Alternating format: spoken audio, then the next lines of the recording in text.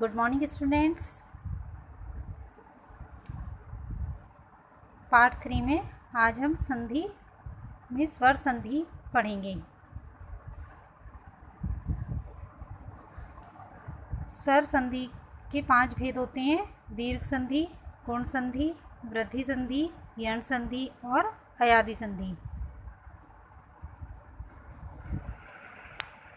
दीर्घ संधि में बच्चों जब दोनों सेम स्वर होते हैं तो दीर्घ संधि होती है। जैसे ए ये सेम स्वर हो गए, ऊ ये सेम स्वर हो गए, ई ये सेम स्वर हो गए। जब दोनों स्वर सेम होंगे तो हमारा दीर्घ संधि होगी और जो इसमें परिवर्तन होगा वो दीर्घ मात्रा में बदल जाएगा, मतलब बड़ी मात्रा में उसी वर्ण की। जैसे अगर ए और ए को मिलाएंगे या ए और आ को मिलाएंगे तो जो उसमें परिवर्तन होगा वो आ ही होगा। चाहे यहाँ पर ए हो, आ हो, या फिर आ हो ए है, या फिर दोनों तरफ आ हो, या फिर दोनों तरफ ए हो। इसमें जो परिवर्तन होगा ए मिलने पर वो हमारा आ में ही होगा। ऐसे ही जब हम ऊ और ऊ को मिलाएंगे वर्ण को तो जो परिवर्तन होगा वो बड़े ऊ में होगा। ऐसे ही जब हम ई और ई की मात्रा को मिलाएंगे तो हमारा जो परिवर्तन होगा वो बड़ी ई में ही होगा। अब इसके कुछ हम उदाहरण पढ़ते हैं दीर्घ संधि के। ए और ए मिलाने पर क्या बन गया? आ में परिवर्तन हो गई हमारी मात्रा, पर रे में से ए निकल गया। इसके बाद ए और ए मिलने पर ये आ की मात्रा में परिवर्तन हुआ, पराधीन। पराधीन का क्या बन गया? पराधीन। अब हम छोटे ऊ का एग्जाम्पल देखते हैं। भानु उदय, ये ऊ प्लस ऊ बन गया बड़ा ऊ, भानु दय। अब हम छोटी ई का एग्जाम्पल देखते हैं।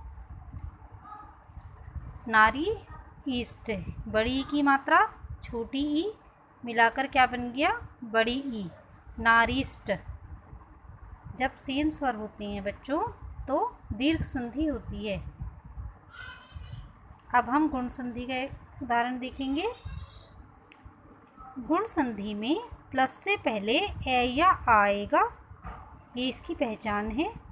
और ए या आ के बाद जब दूसरा वर्ण, ये वाला प्लस के बाद वाला जो ये पहला वर्ण होता है, इसमें जब ई ऊ और री आएंगे, इनकी मात्राएं आएंगी प्लस के बाद, तो हमारा गुण संधि होगा। जब ए के बाद ई आएगा तो ये ए की मात्रा में परिवर्तन होगा। ए के बाद री आएगा तो अर की मात्रा में होगा। और ए के बाद अगर ऊ आएगा तो ये ओ की मात्रा में परिवर्तन होगा। देखिए अब इसका एग्जाम्पल, ए और ई ए बन गया, ए और ई, ए बन गया गणेश। ए और री मिलाकर क्या बन गया? अर, देवर्षि।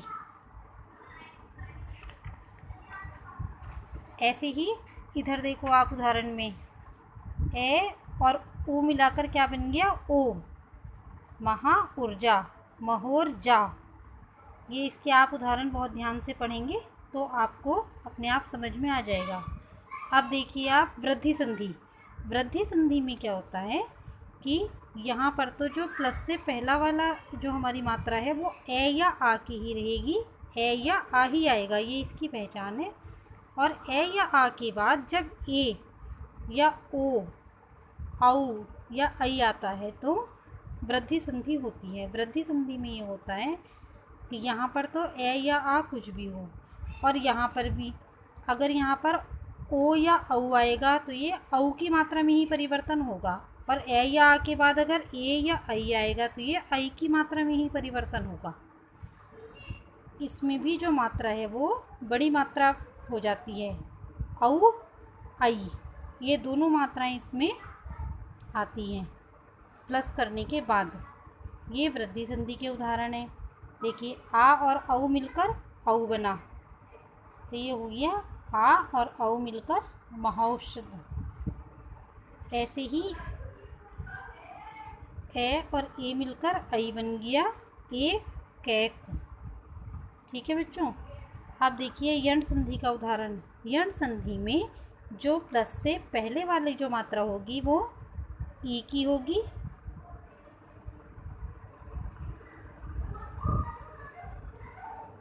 ऊ की होगी या री की होगी, और उसके बाद में कोई भी भिन्न स्वर हो सकता है, सेम नहीं होनी चाहिए। जैसे ई के बाद ए आया तो बन गया ए, यदि अपि ई की मात्रा और ए की मात्रा बन गए यह बन गया ये यद्यपि।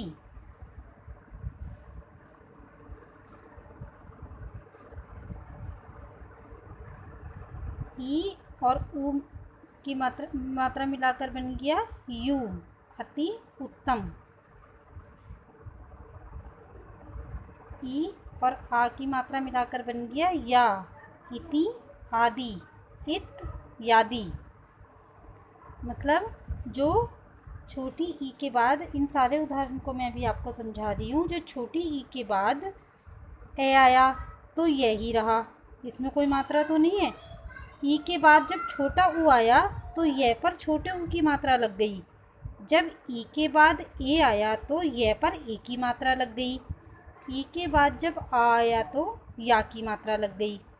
अब इधर देखिए,